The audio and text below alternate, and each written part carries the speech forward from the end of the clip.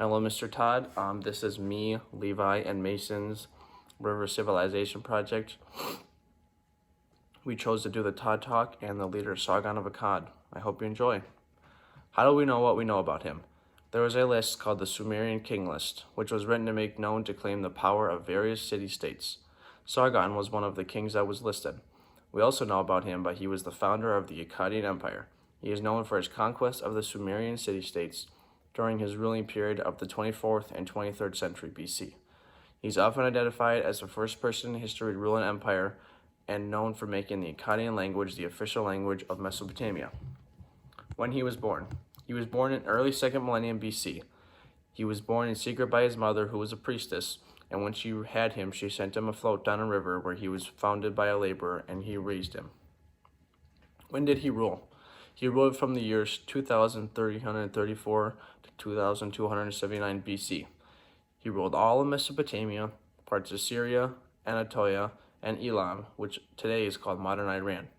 He ruled for about 55 years. He also established the region's first Semitic dynasty and was considered the founder of the Mesopotamian military tradition.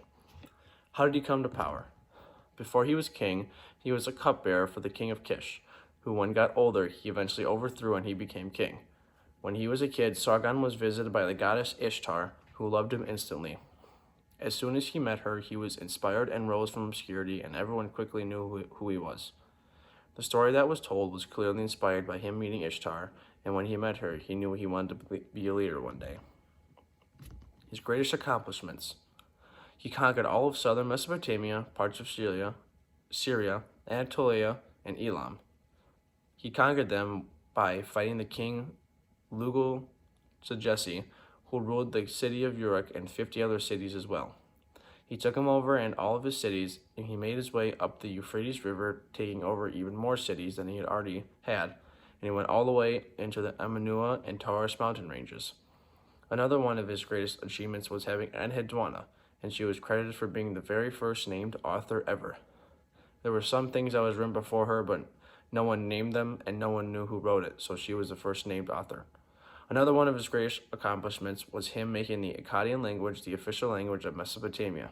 The language stuck around for almost 1,500 years. He was regarded as a model for Mesopotamian kings for almost 2,000 years. Kings that had ruled after him wanted to be him and wanted to mimic his works for a very long time. Greatest challenges. His greatest challenges started with childhood. He had no real father figure as a child besides the laborer that took him in, so he had to figure out how to do things on his own. He had a rough life when he was a kid because of this. Not only was his childhood difficult, but coming into power was as well. As I mentioned, he was visited by the god Ishtar, and when he met her, he was inspired. He ended up being a cupbearer, and when the king was dead, he had to rule an entire empire by himself with no knowledge. He also had to find a way to take over Lugal-Zaggisi, which he ended up doing and eventually conquered a bunch of cities. Challenges in his life were rough, especially during his childhood. He had no dad, no mom, and no guidance as a kid. That was rough, especially when it came time to defeat the great Lugal-Zaggisi. Burial site and funerary structure. In the 1950s, over in England, who was a guy who was curious and interested in archaeology, went over to a town called Igboland, which was located in Africa in southeastern Nigeria, which was known for their bronze and their copper.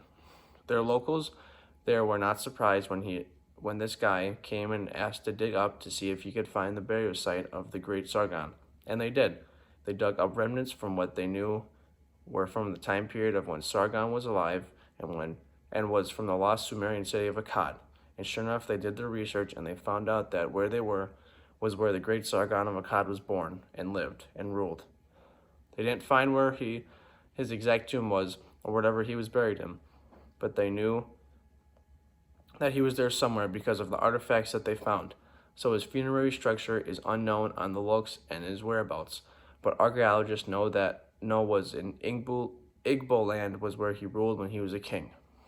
Even though they do not know where he was buried, it was still interesting that the archaeologists found out where he was when he ruled thousands of years ago, and how some of the things dug up are still intact for people to figure out what time period they were from and who was alive during the ruling of that time. That was all the information that me, Levi, and Mason put on the king on the great ruler Sargon of Akkad. I hope you guys learned something and have a good day.